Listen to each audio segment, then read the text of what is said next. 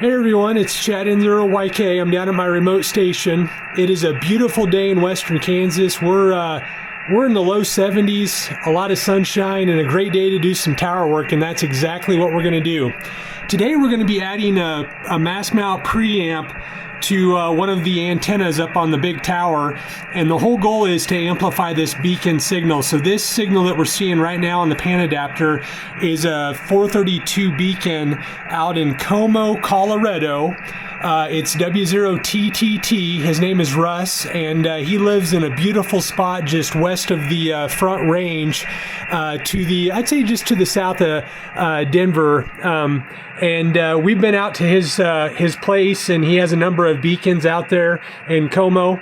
And we listen to his beacon from time to time, and you can just see it. It's coming in pretty faint. Right now, we're running, I believe it's a 8 wavelength 432 M² Yagi. We're going to get up on the tower, and we're going to see it. And we're really seeing the beacon now.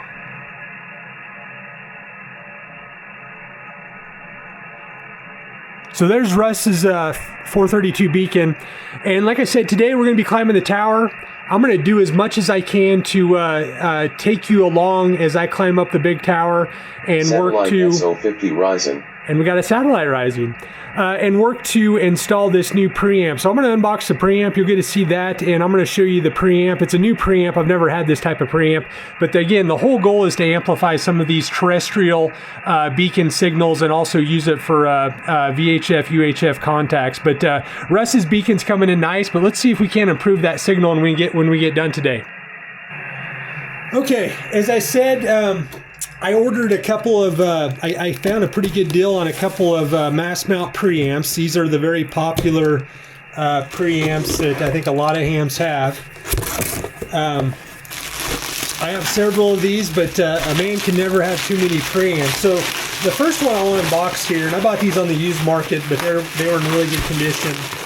So we got the good old faithful SSB SP-2000. So I run this particular preamp. I'll show you the bottom.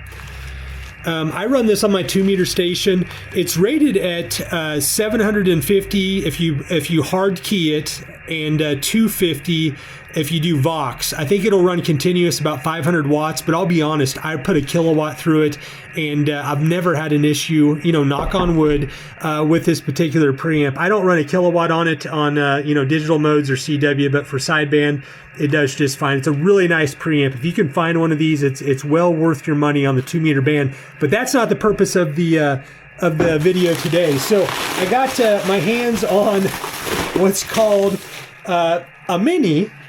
So if you look at these two, kind of do a size comparison. When I found these on the ad, it was very hard to tell the actual size of this Mini-70, but you can see it's about half as big. Basically the same concept. It's a mast-mount preamp. It's waterproof. You can put 12 volts up through this little RCA connector, or you can actually put 12 volts up through the coax connector, which is what we're going to be doing today. So this is the little preamp I'm going to install on the big tower, and I'm just going to take you over here on this Q5 signal UHF or 70 centimeter transverter. I have this neat little option here if you can see it. It's LNA on or off. And so with this transverter, I'm actually able to send 12 volts up the coax, and it's super clean. I don't have to worry about having a bias T down here, some type of fancy sequencer. Literally, I just send it up the coax. And the way I have it set up on this particular station is I am a big fan of these little coaxial relays. And basically, I split off of my 70 centimeter signal, and I go 2 different directions. The first direction is up to my satellite Yagi, the 30 element cross Yagi. And then the other path it can take is up the big tower to the 8 wavelength M² 432 Yagi. I think it's like 30 elements, 32 elements. Don't quote me on that, but we'll see it once we get on the tower. And either direction it goes, the Q5 transverter will power those preamps. So it's pretty clean setup. It makes it really nice.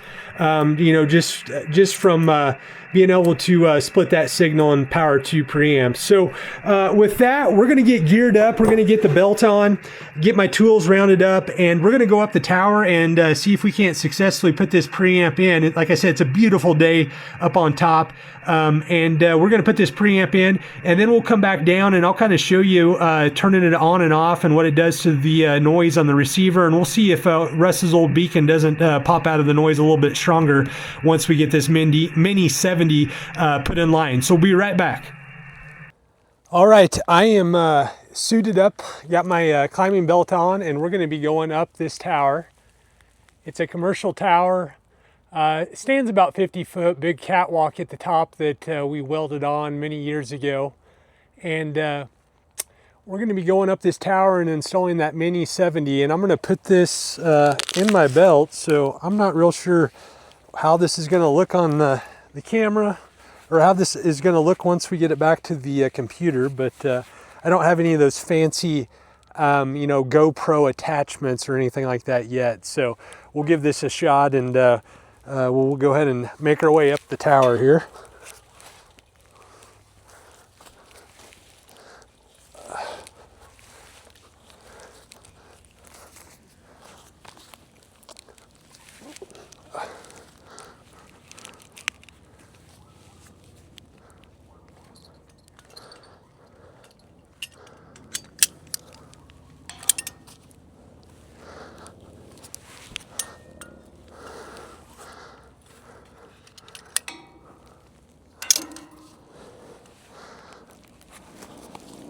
It is a beautiful day here in Kansas. Like I said, every bit of 70 degrees, pretty much full sunshine, just a perfect day to climb a tower.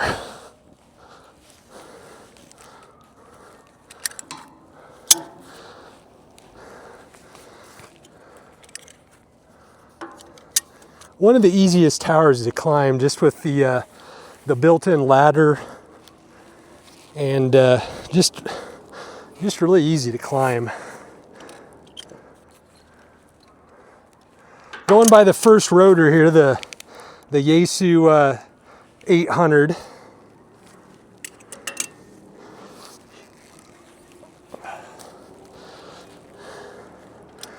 then we're about to the top. So what I'm going to do is you can probably kind of see it, a little bit of a door on the top of the catwalk here. We got it opened.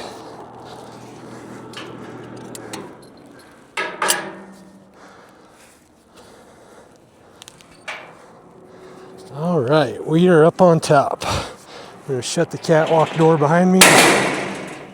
And we made it. So this is a look around. Let me get my gloves off. All right, so about, like I said, 50 some feet. You can see a view around the remote station here. Satellite antennas off to our right. The big 2-meter Yagi 6-meter antenna. This antenna here is dedicated to picking up channel 11 on HDTV. The transmitter is about 50 miles to the south. Does a fantastic job. Got a pan tilt zoom and then a microwave link. That's the microwave link back to my house. I have, like I said, good conditions, 5 millisecond ping times or so down here to the remote station. ADSB antenna for picking up aircraft, and then we got the Mosley TA33 and a vertical antenna. And then just real quick, we got our mast coming out of that Yaesu DXA 800 rotor. We got the first antenna here is that M² UHF Yagi that we're going to be putting the preamp on. And then up on top, we got a 55 element 1296. They call those flamethrowers, but it's a loop Yagi. Tremendous gain on 1296. It's a really good antenna. It does not do very well in hailstorms. So as you can imagine, I meant to mount that upside down to try to limit some of the hail damage, and it worked better mounting it the way I did. And then we got this big old vertical. It's a Diamond. I want to say it's the X500, and I think it's about 18 to 22 foot long. I don't remember the exact specs, but it definitely is looking towards the horizon as far as gain goes. Really nice antenna, and it does bend in the wind, if you're wondering. Okay, so the reason we're up here, got a little distracted. This is my box, waterproof box, and it's also doubles as a bird nest. You can see some of that. But it does a great job at protecting the preamps. Again, sometimes the birds get in there. I've tried to reduce that. So I'm going to get my gear up here. I have it on a rope. I'm going to get it up here, and then we're going to attempt to put that Mini-70 in this box, and then we'll go back down and see if it made a difference on W0TTT's beacon. So we'll be right back. Okay, we're back, and it never fails. I came up with the wrong stuff. I had to run back down for a jumper, but basically this is a direct connection off the Andrews 7/8 up to basically an LMR 400 flex jumper, and that goes up to the antenna. So we're going to be pulling that off, and then here is the jumper I went back to get, and I'll be taping this up and all that stuff. Keep the moisture out when we get down here. So we're just going back on with a little bit of a jumper. I think it's about 3 foot. And you know, this isn't pretty, but you know, I am conscious about making sure cables are secured and waterproof and things like that. So like I said, this little enclosure doubles as a bird enclosure, and it is really difficult to keep the birds out. But keeps the hailstones off these plastic cases, keeps the moisture out. All right, one thing I wanted to cover real quick. So this SSB Mini-70, or SHF Electronics, you know, out of Germany. Basically, this preamp's adjustable, 12 to 25 dB. It has about 1 dB of noise, something like that, 0.7 to 1 dB. It'll handle 50 watts FM and 150 watts single sideband, which is perfect. All I run is about 50 watts on 70 centimeters. So this thing is perfect. And it has a very attractive price point. I think there's something like under 200 bucks brand new. So again, a little bit smaller than its big brother, the SP-7000, like I run on the satellite station. But again, for the price point, you cannot go wrong. At least I think. We'll get it installed here and see if it lives up to its reputation. So on the right hand side we have transceiver. That's going to go down to the Q5 transverter, and then of course the antenna is going to go on the left hand side port. We won't be putting anything in the 12 volt RCA port because we're going to be sending DC up the coax. So let me see if I can attempt to record this and put the connectors on.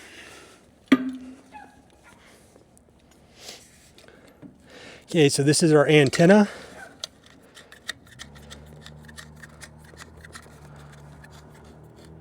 Get those nice and snug.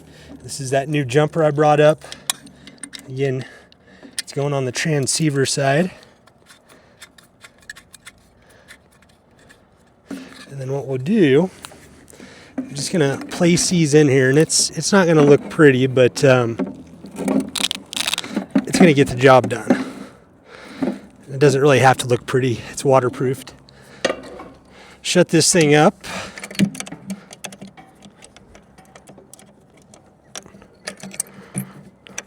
And there we go. I'm going to do some quick waterproof on that top of that 7/8, and then we'll make our way down the tower and go test this new preamp out. And I'm going to see if I can capture this. Just a quick tape job. Keep the moisture out. You know, I think some people leave their connectors open. You know, if you have a preference, leave a comment. I'd be kind of curious. I've done it both ways, and honestly, I've had pretty good luck with just keeping the connectors exposed to the weather. But in my 20s, I did a lot of tower climbing commercially. Worked for a electric distribution co-op, and we'd nearly climb towers every day, even in the poor weather. You know, I did a lot. You know, a lot of the times, you know, we had mission critical things we had to fix, and we didn't get to choose to climb on the nice days. But we took elaborate measures to do waterproofing or weatherproofing on the coax connectors. We'd use this black putty, for lack of a better term. I can't remember exactly what it was called, but it was very soft, you know, kind of a black weatherproof rubbery material. And we'd put a courtesy wrap on and put a good layer of that rubber material, and then we'd just tape it with numerous passes of this good old Scotch 3M tape. And the funniest thing, you know, we worked for electric co-op, and one of the linemen always gave us a little bit of crap because I think each wrap of this is good for like 500 volts or something. And he is always telling us that when we got done, you know, our connections were good for like 10,000 volts or something. You know, I do all my tower work, and boy, this catwalk just makes it a lot easier to come up here and do repairs. It feels like cheating a little bit. So just slowly making my way back down. Shut the catwalk door. Adjust my fall protection. Coming past the Yaesu DXA 800 solid rotor.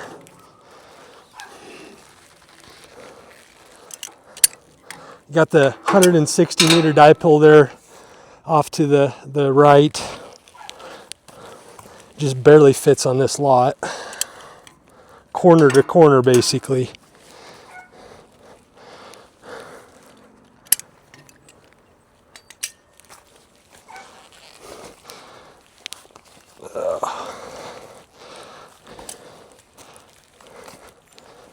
All right, we're about down.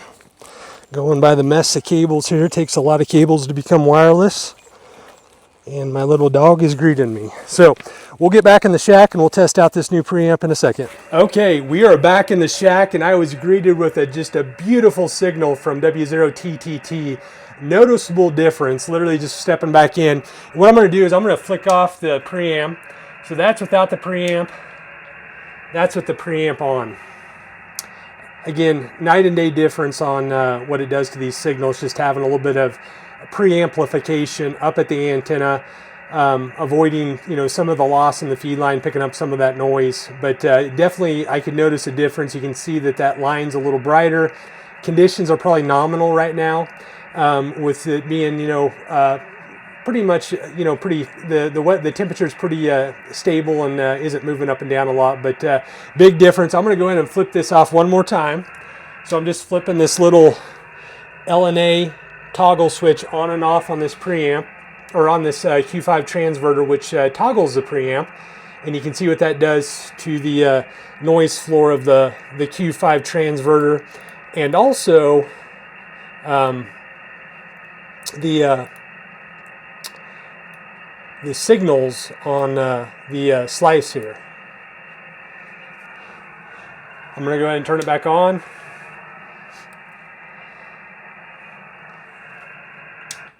Off. We're going about I'd say S2 to pretty much S5. So we picked up about 3 S units or so there, and we can see beautiful signal there coming down from W0TTT. So I think that wraps up this video. I did want to put a couple comments out there. You know, my videos aren't what I'd say is overly fancy. Maybe they'll get a little fancier as time goes on, and I determine if there's enough interest out there for me to keep doing these type of videos. But I really just, at the end of the day, I want to show you kind of raw footage of some of this equipment in action, like this new preamp, picking up a 70 centimeter beacon all the way out in Colorado, things like that. So that's my goal of this channel. For the folks that maybe don't have the opportunity or pleasure to operate some of these tools, these pieces of equipment, and would like to have a visual and just an understanding of how they play, how they work, what they look look like. That's my goal, just trying to spread the word and get some of this type of equipment out for the user base to kind of see how it works, and maybe that'll help influence one of your decisions, you know, whether it's a preamp or a new flex radio or something to do with satellite radio, something like that. So with that, we're going to move on to some other projects. Thanks for watching, and we'll say 73.